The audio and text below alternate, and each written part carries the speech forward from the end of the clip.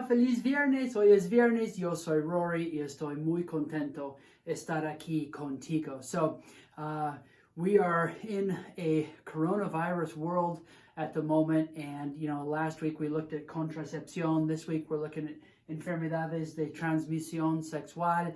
I don't think there's a ton of overlap here with transmission of coronavirus stuff, but what there is a heartfelt thank you to you, all of you healthcare workers, providers, staff, etc., who are seeing patients every day, helping the community. Thank you very much for the hard work that you do that puts you at risk, puts your family at risk. It doesn't go unnoticed. We notice it, and we're thankful for you and all the work that you're doing. So keep up the good work, and I'm glad to be able to share some Spanish, a Spanish lesson with you today. So, bien, enfermedades de transmisión sexual. La semana pasada vimos contracepción en español, and enfermedades de transmisión sexual is sort of a natural next tema. So, hablamos nombres de infecciones y enfermedades. Let's talk about some names of some common infecciones o enfermedades de transmisión sexual. Clamidia es una, clamidia. Enfermedad inflamatoria pélvica, so pelvic inflammatory disease, gonorrea. Hepatitis, herpes, SIDA, AIDS. Sífilis, verrugas genitales, so warts, genital warts. VIH, HIV, yeah, y VPH. Notice I'm saying uve. Uve is the right word for V in Spanish. So, VIH, VPH. Bien. So, hablamos anatomía. Anatomía relacionada to all of this. So, some related anatomy that we should know about. El ano, el recto, anus or rectum.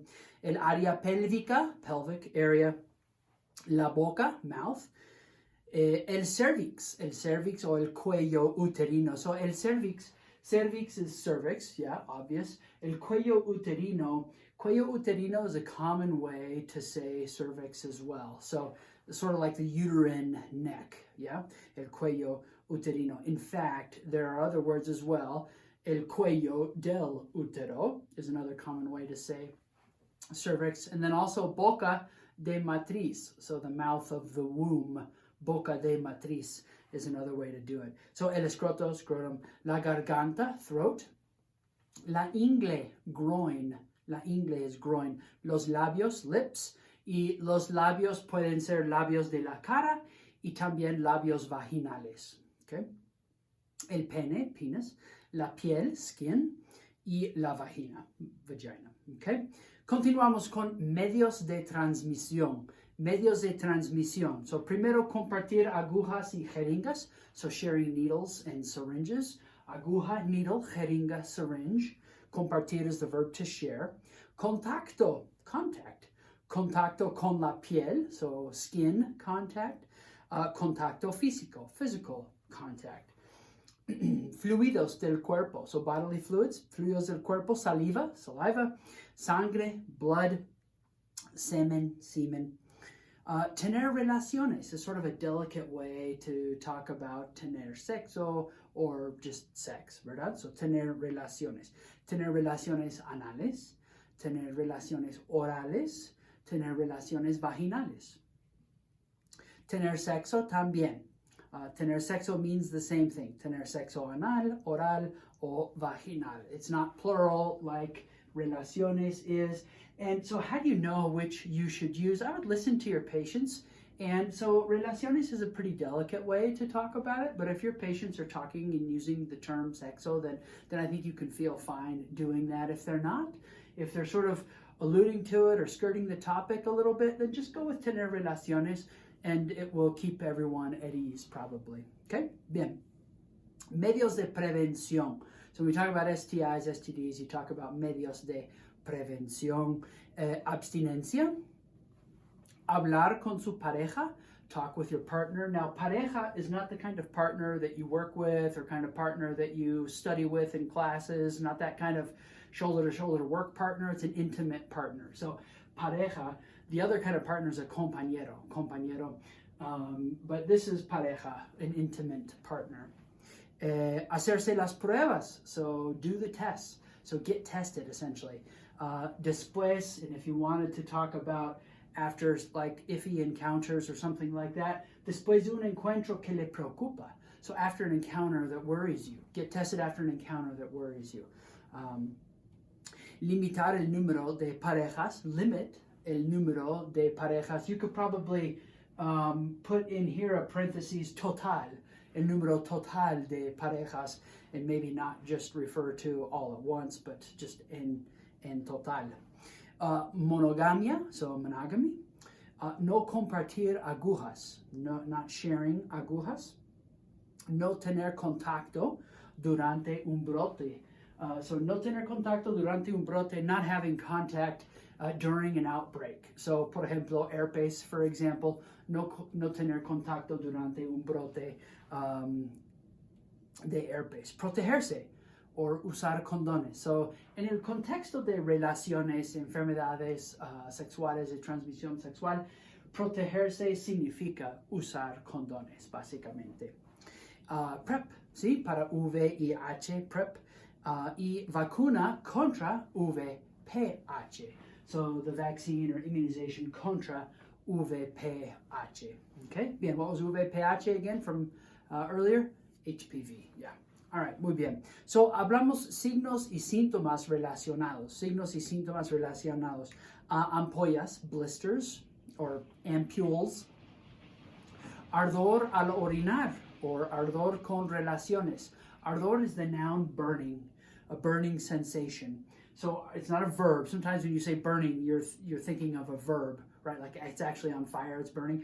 But ardor is the sensation, the noun, the burning sensation. Al orinar, upon urinating, or con relaciones with sex or with relations.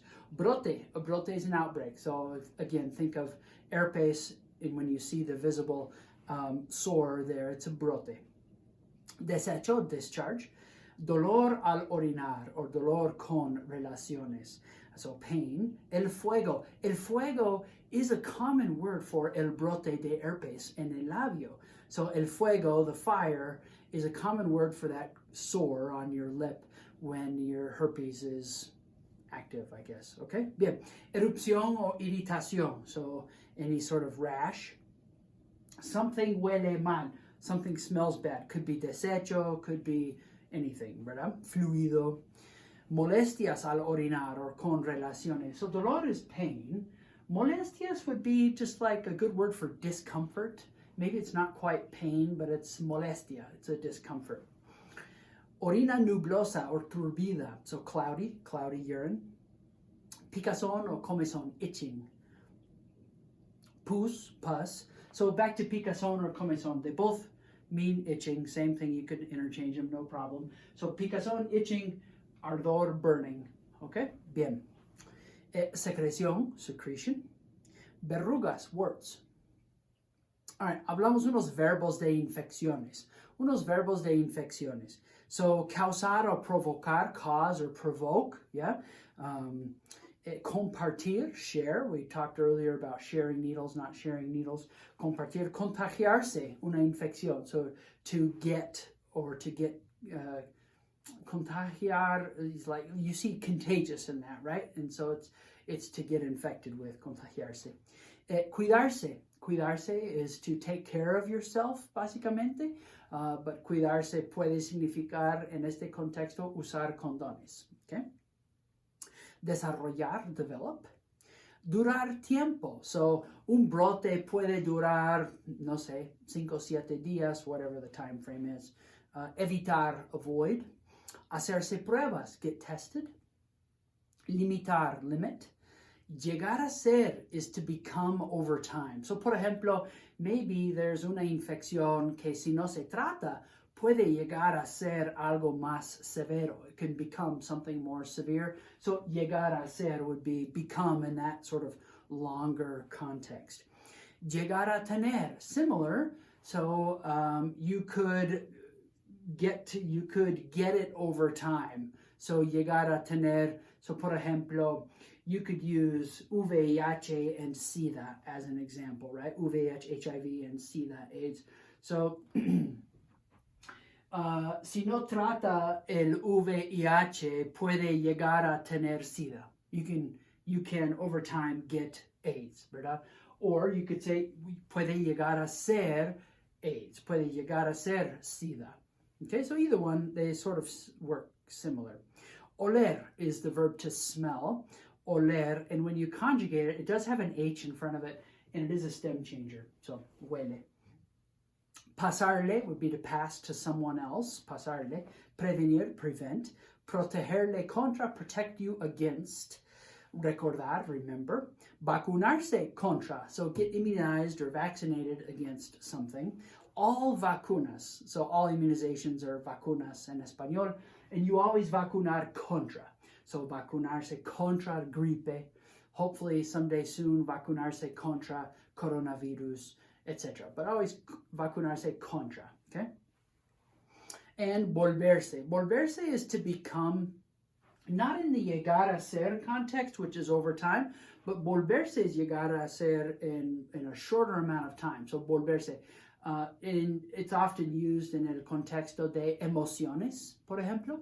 El paciente se volvió enojado, got angry, or se volvió frustrado, got frustrated. So volverse is to become in a faster time period, shorter time period. Okay, diagnóstico y tratamiento, diagnosis and treatment de infecciones o enfermedades de transmisión sexual. So tenemos análisis de orina, so urinalysis or urine test, análisis de sangre, a blood test, antibióticos, antibiotics, antivirales, antivirals. Cultivo is a culture. Now, it's a culture in the lab context, culture. It's not cultura. Cultura is that shared set of perspectives and understandings and beliefs that people groups have. That's cultura. But a cultivo is a lab culture. It comes from the verb cultivar, which is the verb to grow. Cultivar. So cultivo makes sense. It's a culture, lab culture. No hay cura or hay cura. There is a cure or there's not a cure. Papa Nicolau, pap smear. Riesgos de no tratar. Riesgos de no tratar. Often you talk about, the risks of not treating something. So, okay, continuamos. Un comentario. Just like we did last week, I want to give you a chance to experiment, to try some of this out, try some patient education. So write it down in the comment area here, and we'll be glad to keep our eye out and respond to you with any suggestions or tips, or give you the 2 thumbs up for nice work. So, comentario. Selecciona una infección o enfermedad de transmisión sexual y enseña a su paciente sobre lo siguiente. So, teach your patient about one of these particular infecciones de transmisión sexual. What is it?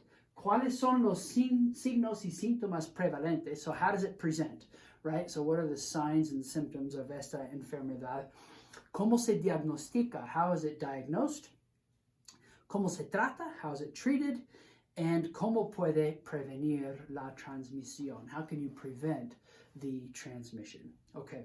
Well, hey, just like last week, I want to extend a very special thank you to you for all the work that you're doing as you go to work every day and work amidst less than ideal circumstances as you help our country battle this coronavirus. Thank you very much. A heartfelt thank you, and lots of love and support from Common Ground. Hasta luego.